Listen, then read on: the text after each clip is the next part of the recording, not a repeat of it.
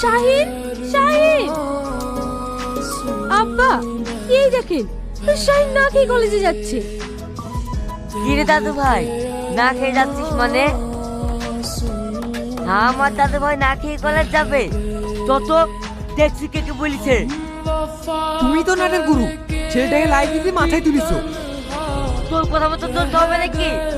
আমার দাদু ভাইকে তোরা কেউ কিছু বলবি না। চল শাহিন, খেয়ে কলেজে যাবি। বৌমা, খাবার নিয়ে এসো।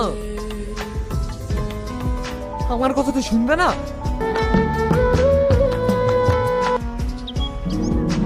ওই দেখ, আমার শ্রাবণী আসছে।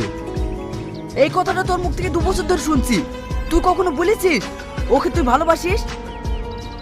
কি করে বলবো বল? ও যখন আমার সামনে আসে না, আমার কেমন জানি সব উলট পালট হয়ে যায়।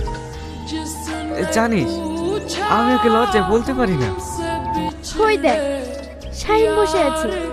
এই টাইমে প্রতিদিন শুধু তোকে দেখার জন্য বসে থাকি, সেটা কি তুই জানিস?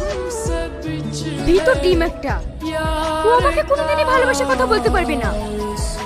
তোকে সারা জীবন এইভাবেই দেখতে হবে। আপনি বয়স্ক মানুষ, একে এসেছেন কেন? কি বলবো তোমায়, আমার একটা লাতি আছে, 1 নম্বরে পাজি, একটা কথা শোনে না।